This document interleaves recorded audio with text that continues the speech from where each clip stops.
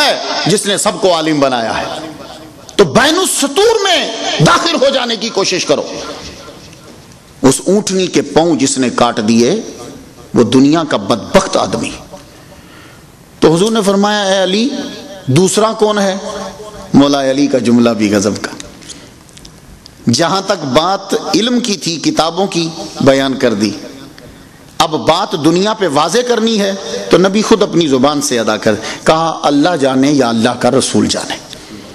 تو حضور نے فرمایا اے علی پہلا بدبخت تو وہ ہے کہ جس نے صالح علیہ السلام کی اونٹنی کے پاؤں کاٹے تھے، دوسرا بدبخت وہ ہے جو یوں پھر حضور نے انگلی رکھی جو یہاں تلوار مارے گا تو خون سے نکلے گا خون اور تیری داڑھی یہاں تک جو ہے وہ تر ہو جائے گی خون سے. وہ دنیا کا بدترین شخص ہے. مولا علی شیر خدا رضی اللہ تعالیٰ عنہ، دو بندے مولا علی کی وجہ سے دوزخ میں جائیں گے. ایک جنہوں نے ان کو خدا کہا ان کی محبت میں ڈوب گیا، ایک جنہوں نے اس کو کافر کہا ان کو. دو دنیا میں بندے ہو. مولا علی کو سامنے کھڑا کر کے کہتے تھے اے علی تم نے حاکم بنایا اللہ کے علاوہ تو مسلمان ہی نہیں ہے. یہ وہ صاف جملہ بولتے تھے. تو پتا چلا ایسے بدبخت بھی دنیا میں لوگ ہیں جو علی کو مسلمان ہی تسلیم نہیں کرتے تھے. اور وہ بیوقوف کتنے ہیں. علی کو مسلمان کیوں نہیں مان رہے کہ علی نے ایک فیصلہ کرنے والا بیچ میں کھڑا کر دیا کہ لڑائی ختم کرو تو فیصلہ کر.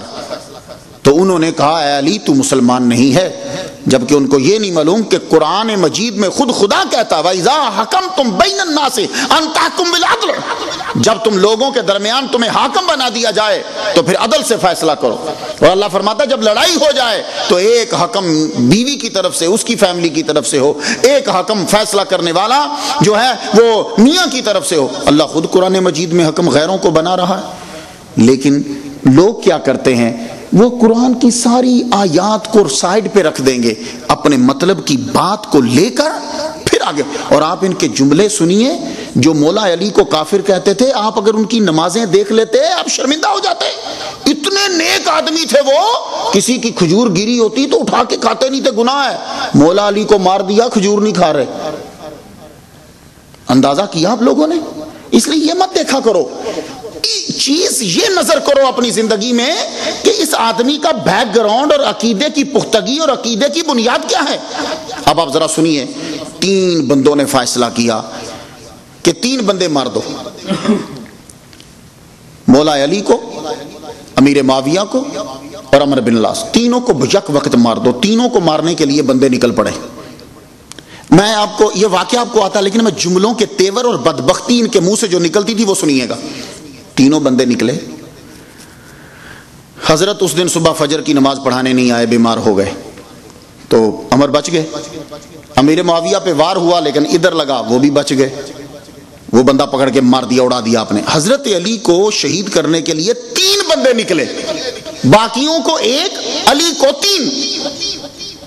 اس آدمی نے 1000 روپے کی تلوار لی. 1000 روپیہ اس لیے بول رہا ہوں کہ سمجھ آ جائے اس دور کا پیسہ. 1000 کی تلوار لی اور اس کو 1 سال تک زہر میں ڈبو کے رکھا. زہر میں، جس کو ہم زہر کہتے ہیں، پوائزن میں ڈبو کے 1 سال تک ڈبو. اور کیسے ڈبویا؟ پہلے اس کو فل گرم کیا آگ میں. جب اس کی تلوار کی شکل آگ کی طرح ہو گئی، ایک دم سے پوائزن کے اندر ڈبو دیا. اور آپ کو اگر لوہے کی کاٹ دیکھنی ہے تو یہ وہ جب بھگوتے ہیں آپ جس میں، اس کا پورا اثر اس کے اندر لوہے کے اندر آ جاتا ہے. اب تم جو بھی کر لو وہ بندہ مر کے رہے گا، کسی صورت میں وہ بندہ بچ نہیں سکتا. اتنی مہنگی تلوار لی، پھر اس کو 1 سال تک زہر میں ڈبو کے رکھا. اب چلا پہنچا تو رمضان المبارک سے آغاز ہی کا بات ہے. گلی سے جا رہا ہے تو شادی ہو رہی تھی. اس شادی والے گھر سے ایک لڑکی نکلی. لڑکی اسے خوبصورت لگی. اب جا کہاں رہا تھا؟ مولا علی کو شہید کرنے. رخ بدل دیا. لڑکی کو بلا کے کہتا تیری شادی ہو گئی؟ کہ نہیں، مجھے تو اچھی لگی، میں تم سے شادی کرنا چاہتا ہوں. کہتی اچھا ٹھہرو میں پوچھ کے آتی ہوں. گھر والوں سے پوچھو. اندر گئی، پوچھا، آ کے جواب دیتی ہے مجھے شادی کرنی ہے تو 3000 سرخ دینار دینے پڑیں گے. سرخ مینز یعنی سونے کے. تو دینار تب سونے کا ہوتا تھا لیکن ان میں ملاوٹ ہوتی تھی. وہ 3000 دینار تو پہلے سب سے پہلے پے کرو. کہا کر دیے, لے پیسہ دیتا ہوں. اب جب اس نے دیکھا کہ یہ بندہ 3000 دے رہا ہے, بولی ایک اور شرط بھی ہے, علی کا سر چاہیے.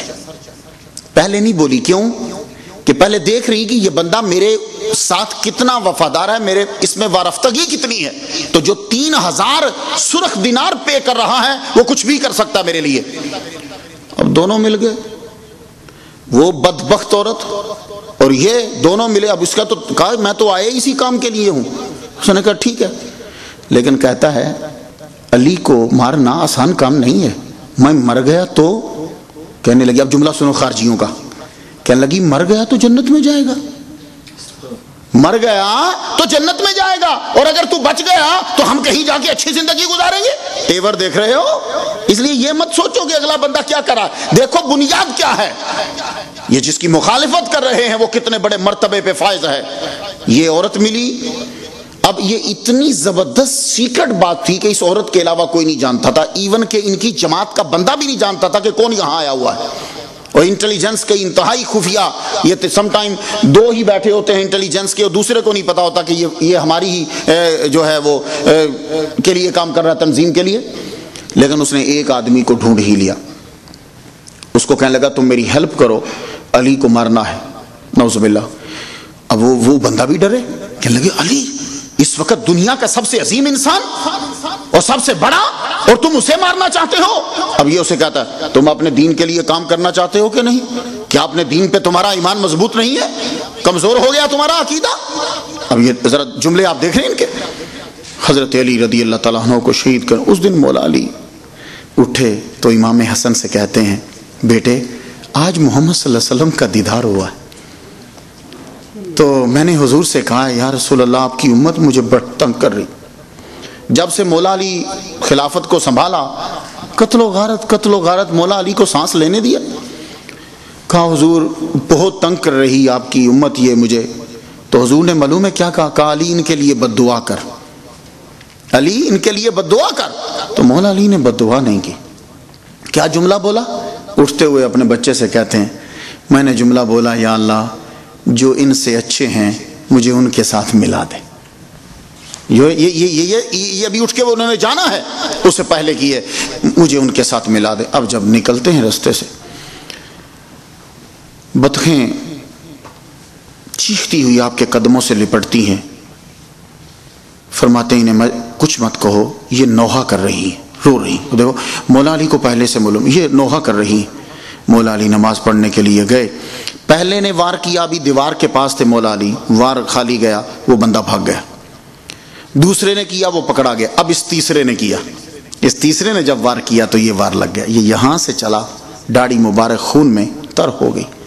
مولا علی کو اٹھا کے لے کر گئے, یہ جمعے کا دن بنتا ہے غالباً, گھر لے کر گئے اور اس کو بھی پکڑ لیا, اس کے اوپر چادر پھینکی اور اسے پکڑ لیا. یہ تھے وہ لوگ جنہوں نے مولا علی کی دشمنی میں دوزخ خریدی. ایک وہ لوگ جنہوں نے محبت بڑی کی, ان میں سے عبداللہ ابن سبا سب سے پہلا بندہ جس نے مولا علی کے سامنے کھڑے ہو کے کہا تو خدا ہے میں تیرا نبی ہوں. یہ عبداللہ ابن سبا سب سے پہلا شخص مولا علی کے سامنے کہہ رہا تو خدا میں نبی. مولا علی نے کہا بدبخت, یہ شیطانی وسوسے ہیں جو تیرے دماغ میں آتے ہیں, جا دفع ہو جا. بھاگ گیا, چلا گیا. لیکن اس نے پوری دنیا میں جتنے اس کے ماننے والے تھے ان کو, مولا علی نے پھر خود پکڑ کے ان لوگوں کو آگ میں جلایا. گڑا کھودا, آگ جلائی. اور جب اب دیکھو بدبختی دیکھو, جب مولا علی پکڑ کے آگ میں پھینک رہے تھے تو معلوم ہے کیا کہہ رہے تھے, یقین ہو گیا کہ تو خدا ہے, یقین ہو گیا کہ تو خدا ہے. مولا علی نے پوچھا وہ کیسے؟ کہنے لگے آگ کا عذاب خدا کے سوا کوئی دے نہیں سکتا, تو آگ میں پھینک رہا تو خدا ہے. تو مولا علی کے جملے سچے ہوئے نا. ایک تیری محبت میں دوزخ میں گئے, اتنے غلو کر جائیں گے, ان کو غلات بولتے ہیں, اتنا غلو کریں گے کہ وہ بھی دوزخ میں گئے. اور ایک کا یہ حال ہے. مولا علی بستر علالت پہ یوں لیٹے ہیں. ام کلثوم بولی یہ بدبخت تو نے کیا کیا, میرے ابا کو کچھ نہیں ہو سکتا. بیٹیاں تو بول دیتی جملہ, میرے ابا کو کچھ نہیں ہو سکتا. ام کلثوم مولا علی کی بیٹی, میرے ابا کو کچھ نہیں ہو سکتا. تو آگے سے بدبخت کہتا تو روتی کیوں ہے تو؟ بدتمیزانہ جملے دیکھو, روتی کیوں ہے تو؟ میں نے ایسی تلوار سے وار کیا ہے تم سارے مل کے بھی علاج کر لو تو یہ بندہ نہیں بچے گا. اتنے خبیثانہ جملے بولے. تو مولا علی پھر بھی کہہ رہے ہیں بیٹے صبر سے کام لینا, میں بچ گیا.